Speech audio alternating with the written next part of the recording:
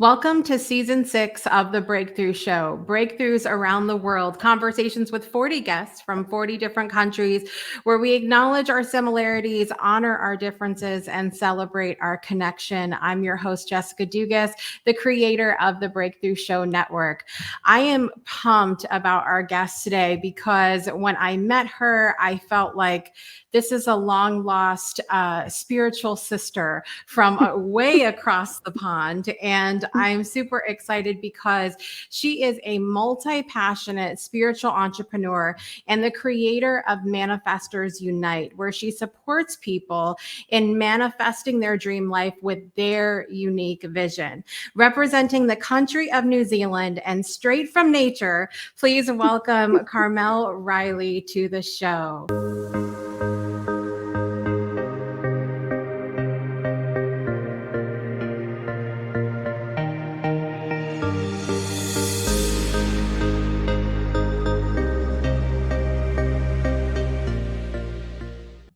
Carmelle, welcome. Kia ora, Jessica. I'm so grateful to be here with you and with your listeners. And we share such a love of changing the world. So here we are. Yes, absolutely. And what an honor it is to be able to use technology to change the world, to come together and change the world together in this way. Absolutely. From our little houses in our little different spots of whenua, because I know when we talked, we had conversations about time zones and about where we were, and we settled into places on the earth, which I know is such a big thing for many people where they come from and bringing that energy through. So I love that we connected around that, even though the time zones did not sync. That's always fun, working globally to try to figure out, where are you? I'm very confused right now. I thought you were in Boston and you were Eastern time zone. But yeah. Well, I love I should have it. known. Yeah, right. Your accent is definitely not Boston. Yes. Well, I would love to start out by sharing with our audience what you love about your country of New Zealand. Well, I'm going to quickly show you. Hopefully, I brought my phone rather than sitting in the office so that you could see all these trees. And this is a place that we live in the top end of the country, and that's the other end of the garden and the trees. But really, it's in the forest. And so one of the things about our country is how accessible the forest is for people. So you can reach it so easily. And we're a tiny, tiny thin country. So our forest is in small patches, and then we have all this coast. So it's a country where the land rules, and we feel the pulse of Papatōnaku, as we would say, or Mother Earth, very strongly. And we have this. I think I described it in the intro sheet. We have this concept or this phrase whakatauki, which is mai uta ki tai, which is from the mountains to the sea, and this sweeping tide of goodness that reminds us why we are here. I love that. Yeah, it's very New Zealanders are like that. We are ruled by our land, where we come from, the stories of people on the land. And sometimes it really helps you. I feel that in these times that we need to do more connecting into the places that we take care of. Yeah. And the people that we take care of on those places, and leaving a legacy which goes backwards, those who came before us and those who we're looking out for in the future. And if you can remember that, it really does help you to be grounded. I know you like a bit of grounding. Yes, I do. And I will tell you, I'm so, I'm the person that I love to go out and put my bare feet on the ground to get grounded. And I would much rather be doing it in the beautiful scenery where you are than some of the other places I have lived in this world. So it would be amazing. But you know what's interesting? So we've talked a lot in these segments in the beginning of the show about the different cultures. And a lot of times there will be a food or a type of clothing or a custom or tradition that will be associated with the particular country. And I was thinking about this. I said to myself, I've never like eaten a food or worn something or thought about a tradition and went, well, that's from New Zealand. Is there anything that you can think of that is customary to where you are that people might think, oh, I know that? Food. Yeah. Just all food. Well, it's massive in my culture, and it's actually food. The ceremonies around food actually break what we call tapu and make strangers normal or common or family. And so that's huge. Like if you feed, and probably multiple Indigenous cultures have it. When you feed a stranger, they can't kill you. So food. Well, seriously, it's that basic. Like you take them into your house, you make them welcome, and you eat some food, and then there's no battle. Yeah. But I suppose we have power, which is abalone, and our power is distinctively that it is black with a really iridescent coloured shell. So power is ore, and we have probably our kaimoana, our seafood is big here, and again, like the Pacific, we have a raw fish, and there are other cultures as well. Interestingly, actually, it reminds me of the multi lines of immigrants, excuse me, into New Zealand. We also have through the Pacific, there was the South American lines as well, and then and all of us originating back in Africa. So that kind of comes through, I think, with food. But yeah, I think our kaimoana would be the best indicator of the food that represents being here. Yeah. I love that idea of if you feed them, they can't kill you or they won't kill you. I feel like I want to adopt that now. But one of the things, don't you? I mean, I'm learning this children? Now. No, but you have 6 children, right? Surely you know hangry. Yes. I know this. Well, one of the other things that I've been asking people, and because we're going to get into a little bit what you do for work and everything as well, but how do you feel like your work would be different if you weren't in New Zealand, if you didn't grow up there and spend a majority of your time there in your life? How do you feel that it would be different if you were elsewhere? Well, I guess there's a part of our consciousness that isn't affected by the place that we were born and the people we were born into, the families that we were born into. And I guess the side hustle for me is the astrology, but it is my main love. And the real only difference in astrology is the view of the sky that you see and the time that you see it. Really, we all see the same planets and the moon and the sun, and we all see the same stars. So I think that the astrology actually would have brought me back to the same place as it does when you decide to learn it. But yes, there's a part. I think the part of consciousness which is very strong, and which I feel very strongly for myself, which I actually didn't find until very late in my life. But that part is accessible to us always, and it is the 99%. The Wairua part of us, which is the Wairua part of everything, is our manifested energy, and that is always available to us. Doesn't matter what our physical shape or our physical places or the physical people that we surround our lives with. We are full of spirit. We just forget. Yeah, we forget all the time. We forget.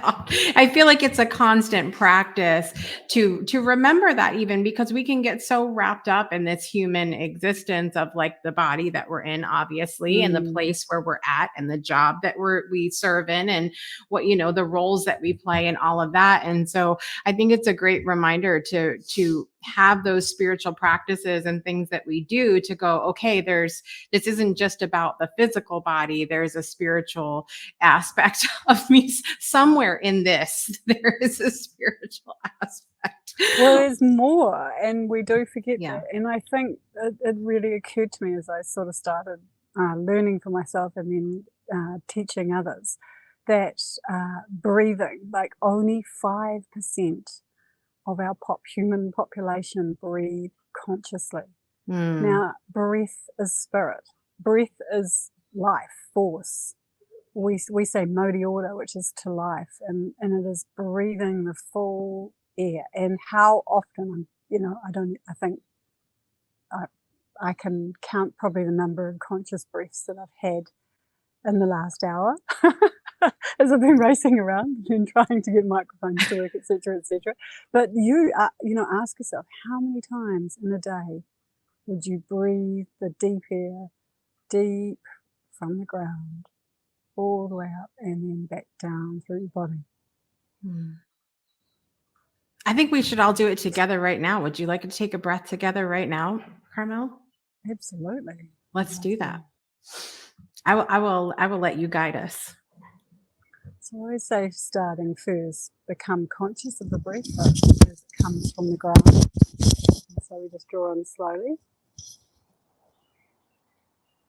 and bring the air all the way and join above your head. And if you wish, you can just expand a bit and then release. And as you come down, bring the breath through your heart. And then slowly expel and release the tension deeply into the ground. I feel like I want to do a few more. But that is the idea. It's a sweeping breath. I love that though. And there's something magical as well about even just breathing together and breathing as a collective. And it just I don't know, it gives me full body like tingles and everything else. It's magic. It really is. It is. And I think just even being aware that you can breathe, I think, we just so often forget that is the most. It is gratitude. It's absolutely everything. Something and words can't even express how powerful it is to breathe. And yet, that most basic of gifts that we have while we're living, we basically deny it and run around and go. We do that. Breakthroughs are about more than you might think. They're about discovering who you are, digging deep, reaching to the core of your soul. They're about healing yourself, understanding your beliefs, creating a ripple effect. And it's not just those initial moments that matter.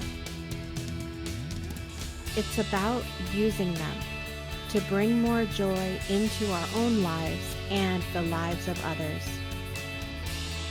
It's about having fun, letting loose, enjoying every moment life has to offer. It's about finding a safe space. It's about creating connection.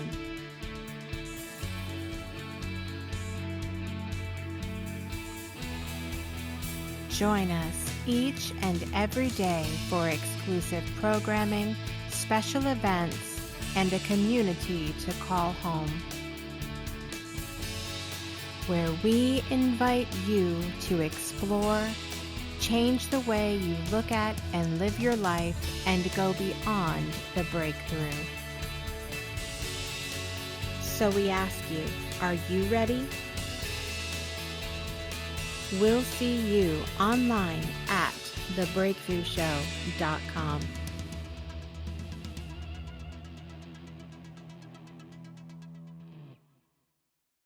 Well, I'm excited to dig in today to a little bit of your story. And I know that when I asked you about what are, the biggest breakthrough moments you've experienced, one of the things that you've said is finding your stars. And you did mention that your passion is astrology. You love astrology. How did you get into that? And also tying that into what we talked about, being born and raised in New Zealand and all of that.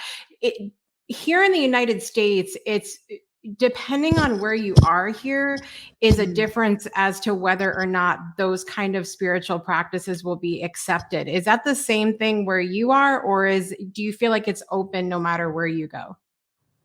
So I had a very interesting childhood because I was born to teenage parents. They were 16 and 19 and nearly 20 when I was born. And it's fair to say that they were teenage parents. And but my dad was very, very, very religious. He was a Jehovah's Witness, and everything was banned. Wow. And then my mother was very much a hippie, and a very an interesting one because she had two sides, but definitely very free spirited, and she's an amazing gardener. So. And made us go tramping when we were really young, which we really hated, but I'm really grateful for now because that took us to the mountains. So I guess I had both. I guess I'm just naturally bipolar. And I think the only difference is that I'm happy with the different sides of my mind and can integrate those. Well, we all have many sides of ourselves that we're integrating on, constantly. But the thing when I looked into what I loved with my dad, not his particular form of religion, but just the stories around how people came before their God.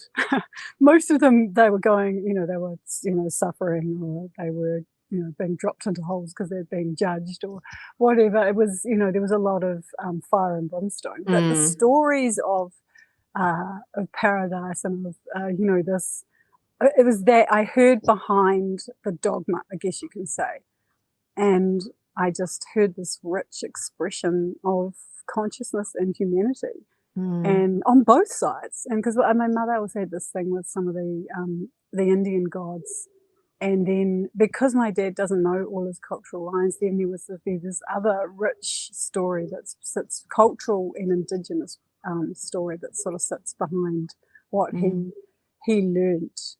So in that, and I came to astrology late, and I really came to it because I met a friend on the internet who is a famous astrologer, Crystal B, and we just, a bit like you and I, we connected in this huge way. And then she said, I'm coming to New Zealand in 2016. And she said, I want to know about crystals because she's named Crystal. And so she came to New Zealand with her dad because I said, bring your family. She could only get her dad to come. And then we took her rock hunting, which is, so I'm not wearing it, but we have some pretty famous rocks here. Wow. He's right, whale harvest, my tong or treasure we call them. But she came searching for rocks, and so we took her and showed her the history of crystals. Because crystals don't just magically appear in crystal shops and have all these powers. What? They actually come from places. And so in our place, they come into the river from the mountains, and they travel down and they get washed, and then those are the ones that we pick up and put around our neck, and as opposed to mining them, which happens at other places. But so she came to find crystals, and we took her from the east coast, because as I said, our island's pretty skinny, over the mountains. We climbed this amazing mountain, which is one of the heart chakras of the world, and then we journeyed down to this little meeting house, Tuhuru, on the west coast, took her there, introduced her to the local people, and then we went down to a beach in Hokitika on the west coast, and we lit a bonfire, and we started to argue. And we were arguing whether the earth had more defined us more, or whether the stars did. And we'd had this huge raging bonfire. We had no food. We just drank Pinot Noir. I don't know why, because her poor father, I don't know if you've ever had that experience. No food. And she's just said to me, and I'm looking up now, she said, "But Carmelle, look up at the sky." And I was like, I looked up and I was like, oh, I was actually speechless. Doesn't happen often, but I was completely speechless because I never ever thought about those beings in the same, or those beacons of light. Our, again, I guess I feel them as ancestors. I'd never really thought of it. So that just, that opened the door to this huge realm of learning astrology. Wow. And yeah. And I guess I know I don't teach it as I read people's astrology to them and with them personally, and I don't teach it, but since that point, I became passionate about really understanding the system and the way that it impacts upon people, because it does. There's no denying it when you really know the system of astrology, how it impacts upon people. And we accept, and this is, I guess, is all life, we accept such a small part of astrology. Most people know their sun. They don't know the rich history of storytelling through pretty much every place on earth where people looked up at the stars and saw those objects and instantly were able to have a sense of wonder of how small everything is in comparison. Yeah. It's fascinating though, because even me that grew up I grew up Catholic and went to church all the time, and then went to other churches as I got older and things like that, and the Protestant side of things. And everyone always talks about, God made the sun, moon, and stars and all of these things. But then when it comes to talking about the sun, moon, and stars, they're like, no, we don't do that. Well, I just remind people that if God did make the moon and stars and the sky and the planets, then wouldn't He want us to know as much as we want to know about those objects? And wouldn't He want us to explore? I don't know. I guess I have a view of God that's very permissive and encompasses all things. Yeah. Which is, I think, is part of what I say about consciousness, that the 99% is meant to be that. It's meant to be unexplored and unanswerable and indescribable and unfathomable. And the parts that we know are defined by our existence as humans. Now, when you got into, you help people with the manifesting that they're doing in their life now. Did that come before getting into the astrology piece or afterwards? The astrology came first, and I'd always had, and so we had this little jewellery company which used unique stones, so that was there. And then really, I didn't come to, and I was trying to think about how I'd explain this, because I'm part manifestor and also part blocker, and actually less resistance these days. But I think that most people everyone is a manifestor. Whatever you think and feel, it's more the feelings that make it work, will come to be true for you. What you believe is what you believe, and that will come true for you, no matter what it is. But the difference, I think, or what happened for me, is I had a series of significant traumatic repeats of my childhood, which literally forced me within into the inner being. So I guess that's where I would, some people say they found God. Well, I believe that God is within us, and around us. But you find that through, if you're lucky, you find it in a positive way that is gentle. But most of us really have to come down hard on our knees or our face to really understand that there is another way, and that we are part of that way. So I would say that my manifesting came through a significant amount of trauma, and that is really what I work with others to uncover for themselves, that the gift of their own, I guess you could say, negative programming and thinking that manifests as trauma for most. And I don't say that lightly, because I know that there are people who are burdened by significant problems, and it takes bravery to look at the problems and say to yourself, what are these problems showing me? And that is the journey of a manifestor.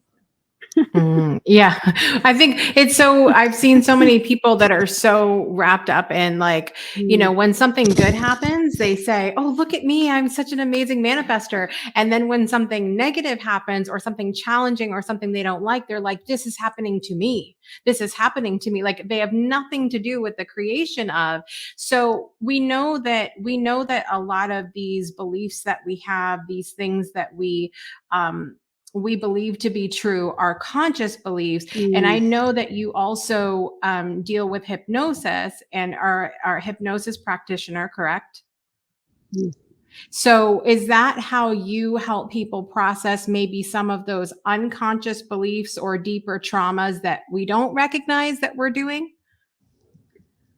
More, I think, how do I, because there's a lot of overlap in the teachings. And I teach self-hypnosis, which is different to hypnosis. Okay. Yeah.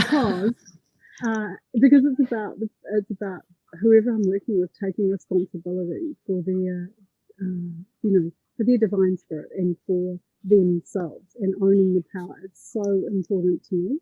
And with traditional hypnotherapy, anyway, you'd go and see someone about a condition, and they will basically talk to your unconscious or your subconscious. The unconscious includes everything. The subconscious is more the imaginative realm of your mind. The unconscious includes everything that you can't see. Your subconscious, you generally understand it because it's your patterns. So where was I going? I got lost in the mind. But if you go and see somebody else in a way that's giving over your authority to this person, because they have no idea what's in your mind. Right. If you go to see them to stop smoking, they're going to read a script, and you're going to clean out the dust and clean out the passages and let air in.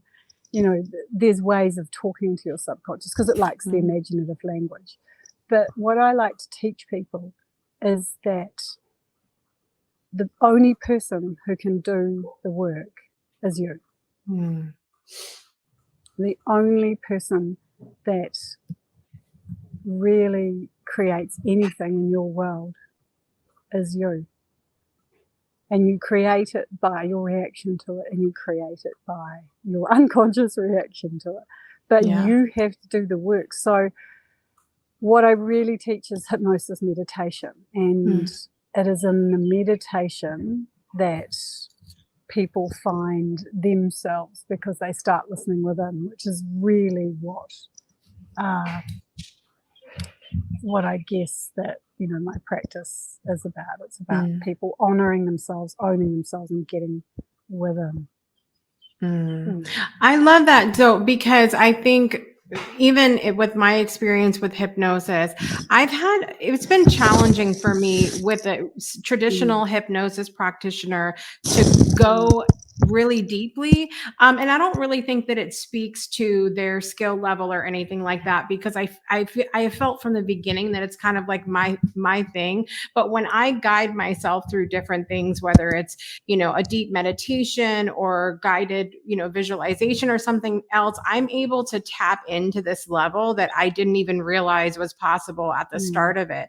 And so I don't know if that means that I'm just more comfortable with myself, or maybe I am, maybe I am a powerful human being, Carmel. Maybe that's what it is for myself, because I think we all are. Well, I was going to say two things. Definitely, you're a powerful being. You also might be a bit of a control freak, speaking as one to another, and that, because it's a trust thing. Like, when absolutely. For some reason, and I do really feel this with my clients, that there is a trust thing with letting someone into your mind, really.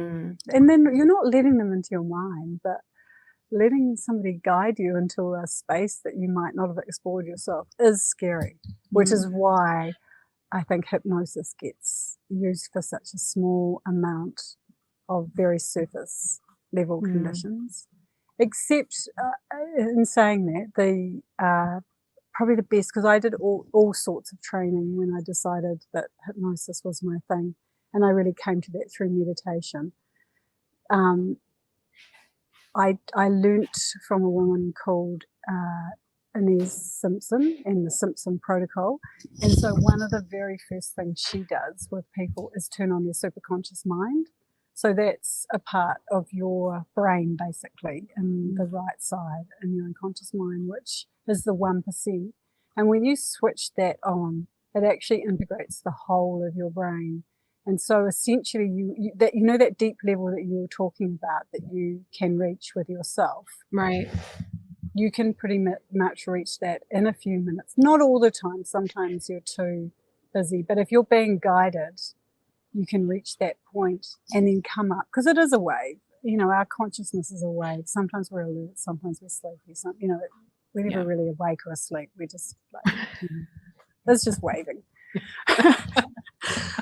But if you turn on your, even if people started to say, okay, higher mind, my superconscious mind, my part that is joined with everything, that knows everything, it's only 1%. Don't worry about it; won't take over. But if you actually say, superconscious mind, what is the answer? You're going to get the answer for you. Nobody else can find that for you.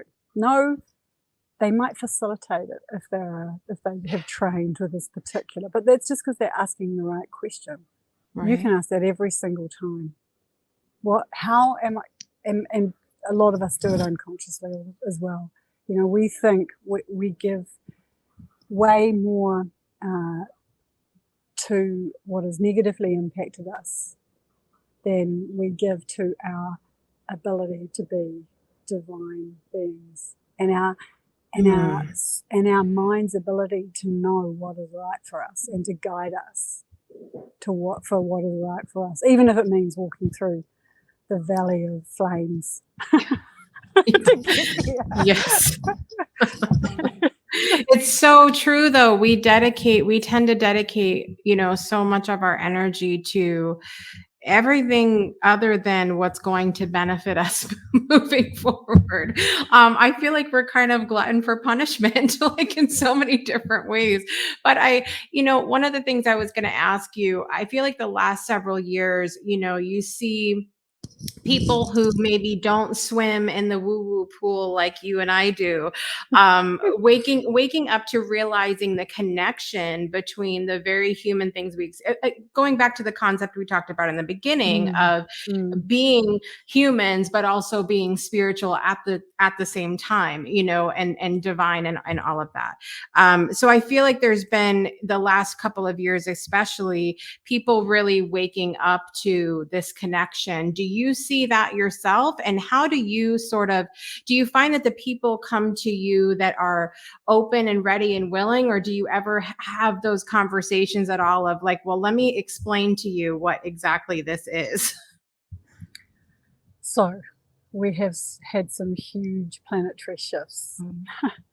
And they've come together, and they came together in the star realm, which is Capricorn, which affects our society, which is why we had the pandemic at the level that we had it, because we had Pluto and Saturn and Jupiter there at one point, bearing down on us early in 2020, and then it's been pretty hard. Those shifts are massive. They're 1,500-year shifts. And so this was always going to happen to us. And the reason why it happened is to encourage us to look within. And I mean, all of this is a reminder to not look at the surface, but really find what sits true in your heart and what you know to be true into the higher mind. So I think that I knew, it's funny you say woo-woo, because I have a colleague, he's an entrepreneur, and he says that he's a woo-woo adjunct. He goes, I'm not for woo like you, but I'm an adjunct. And I like to soak it up. And I'm like, you soak it up, brother. Yeah, that's it. So I think there are a lot of woo-woo adjuncts in the world, and they're catching up with us who ride the Aquarian wave. And Yes. I gotta say this, we've come through a year of Aquarius, and we've still got some Aquarius angles that are coming through, but we are in the age of Aquarius, and finally the Capricorns are catching up.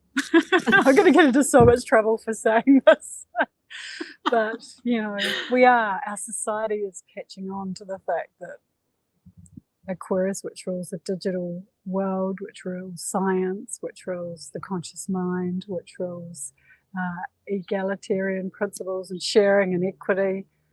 Finally, this transition, that 1,500-year cycle that sits behind our little Earth and its planetary movements with the sun, and the sun with the pole stars, Polaris, Vega, and Thuban. Those are big shifts. Those pole stars shift the Earth's core, and when the Earth's core shifts, we all change with it. So yes, kind of knew it was going to happen, didn't know how it was going to pan out, but in fact, I do remember saying to people in March 2019, are you ready for 220? It's going to be big. You need your emergency kit. Have you got cash? Yes. And people were like, what is wrong with that woman? And like, what on earth? Doomsday? What on earth is she saying? It's like, get ready. I'm glad you said that, though, because even when I shared an intuitive outlook in 2019, and there was things that were coming up for me that I was like, I don't know how to say this in a way that people aren't going to think some kind of thing and run with it, right? And so I had said, I ended up saying, look, people are going to have to find new ways to come together and how did that go down? And then look at that. I know that we can look at astrology and we can look at the patterns and everything, and we can see themes that we know are good. But like you said, we don't always know, but how is this actually going to play out? What do you hope to see in the future for the world as a whole? Like, what themes do you hope are addressed, or how do you hope to see people come together? So a major challenge we have is positivity. We have a major block. We have that individually, we have that collectively. And it's always played out as, for whatever reason, we're blessed with a body that moves. We're blessed with this ability to have children if we decide that we're going to. We breathe. We have, wonderful hearts that generate so much energy, but we accept the little stories, and that is all over the world. So, and we have these tools, like, I don't think ever before in humanity we've had so many tools available to us. We're spoiled for everything, aren't we, Jessica? If you're even just looking back a couple of generations ago, how people toiled physically, and we often, we squander those gifts, I think. So I guess what I'm hopeful for is more woo-woo junks and more people just finding the peace that is within themselves. And because I do think it has to happen individually. I think it is a one by one onto the ark, if you like, of that not saves us, but that reminds us of who we are. And I just know, and the power of positivity. You just need one positive person consistently being positive when everybody else is being sour and right. There's a lot of rightness out there. And, let the world have its right, and let us have more people who just shine their light and love. I know it sounds corny, but it really is true. We just need to focus on that for ourselves, and then when we've got it consistently enough and we're not worrying about things, or other people taking our things, or other people not buying our things, all of that stuff. When we stop worrying so much about that, then I think we can come to a much better place. Yeah.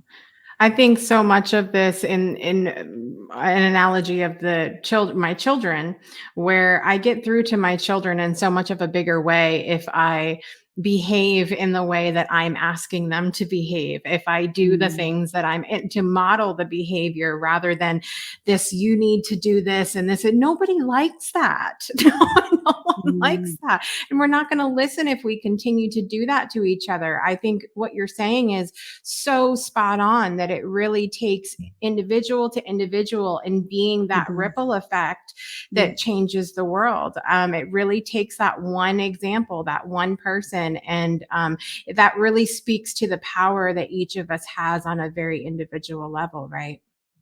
Well, particularly as parents, and I wish I had been a little bit more, I wish I had not been quite as, besieged by my own passions, because I had children quite early as well. And I can see in them, that my daughter, she's so funny. She was at 13. She said to me, "Mum, exactly when was it when you lost your mind?" So I think they find this new, constantly bubbling, conscious self quite difficult. They preferred the more stern version, but I just think as parents we have so much power. Not of a world, of a growing world, to shape, and I don't mean power in the sense of an autocratic power, but the power to encourage other beings to be to be themselves, to own their power, to know what is right for themselves, and because they feel it, and to go with their feelings rather than what the world says, because the world is the world. The world that is around you create. That is the world that you change. Yes.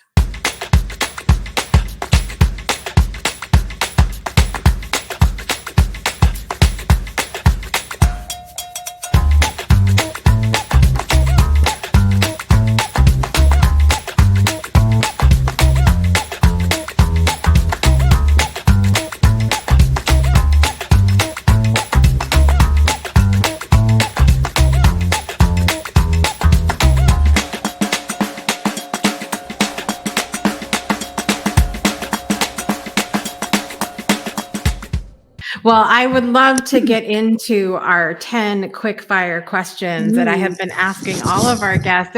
Some of them are fun, some of a little bit deeper, but it's really given such a beautiful insight to the things we have in common. And I believe even fun questions like this can point to things maybe even a little bit deeper than what the question asks. So are you ready? I'm ready. Okay, let's do it. Number 1, what is your morning beverage of choice? Coffee. Coffee. I had this feeling I wasn't going to say anything. It should be water. It should be more water. It's coffee. Number 2, when are you most productive? From about 7 to about 10 a.m. I finally meet someone that's like me. Okay, here we go. I can go earlier, but I can Yeah. do 5, but 7 is when I really hit my straps. Love it. Love it. All right. Which season is your favorite?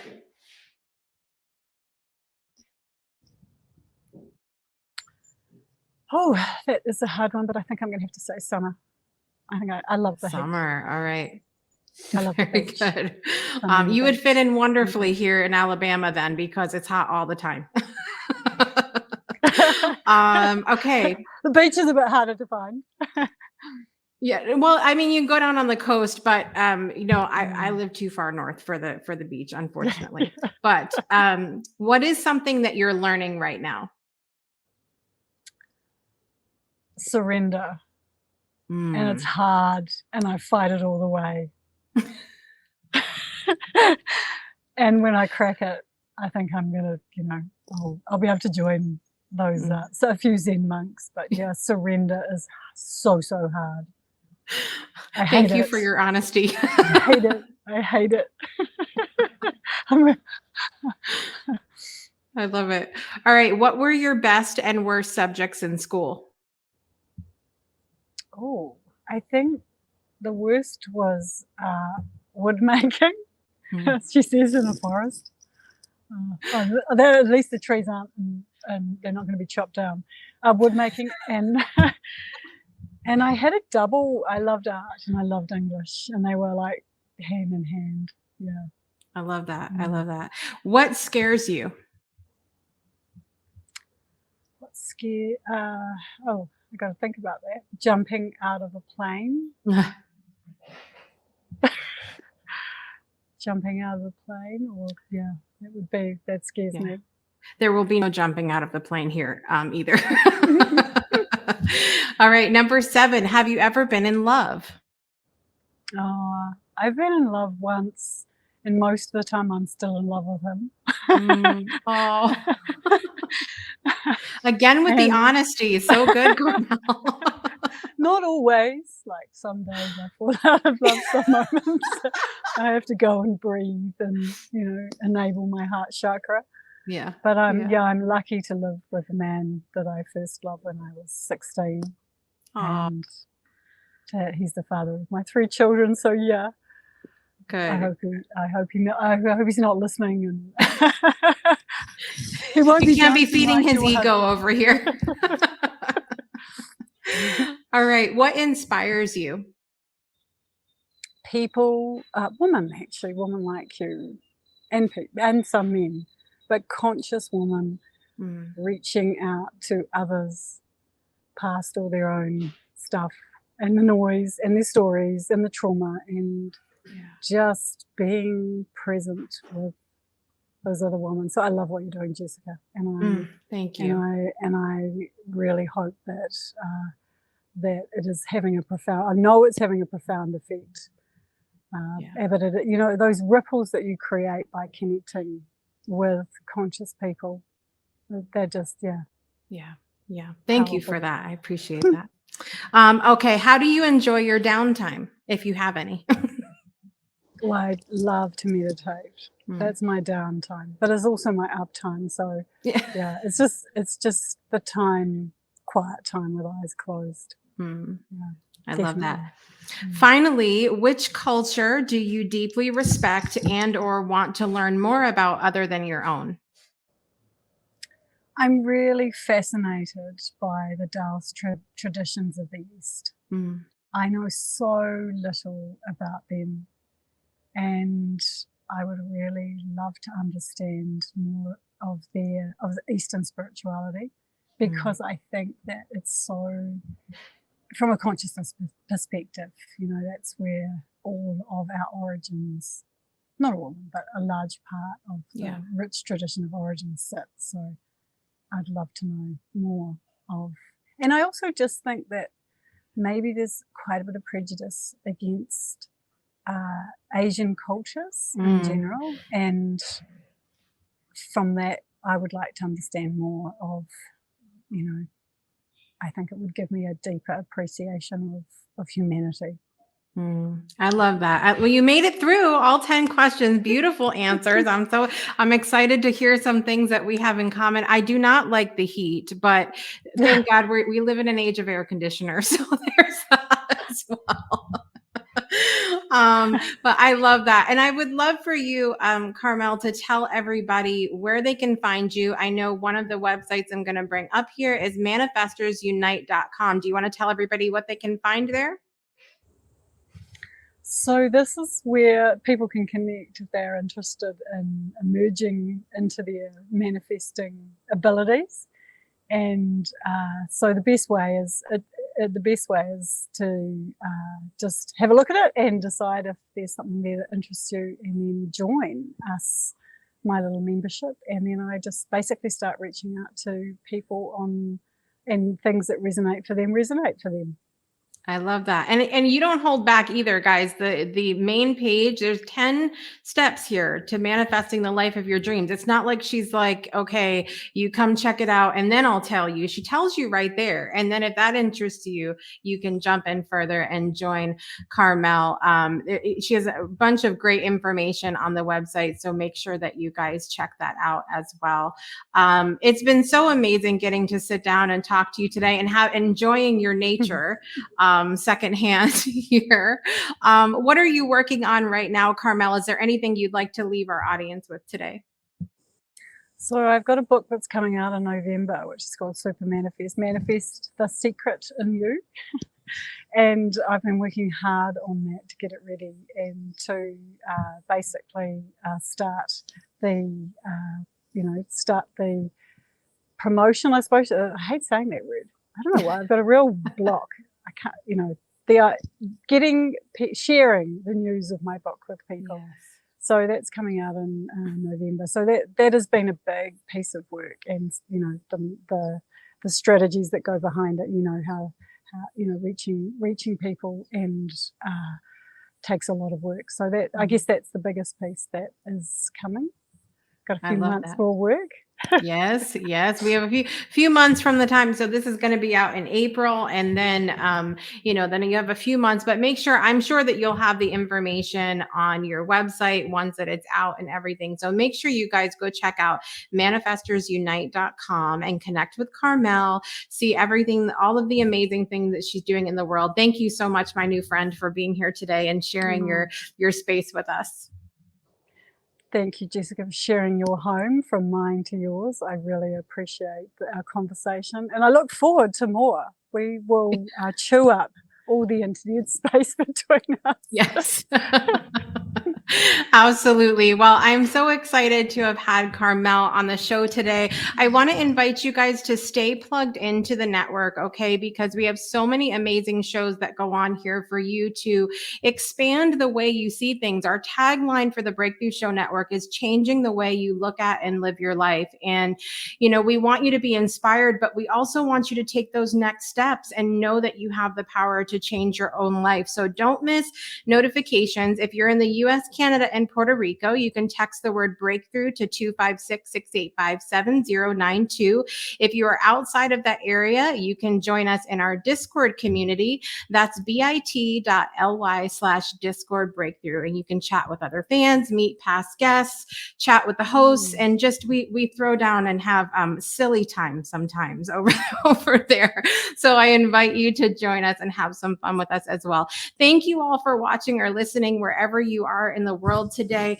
Don't miss next week's episode as well, 12 p.m. We're actually going back to India next week, which I'm really excited about. A different space in India, which I'm just thrilled to dig in a little bit deeper and find out, do they eat different types of curry over there? We're going to find that out as well. We're going to have a lot of fun with that. So I'm your host, Jessica Dugas. Thank you so much for being here. And remember to make every day a great day for a breakthrough. And we'll see you next time.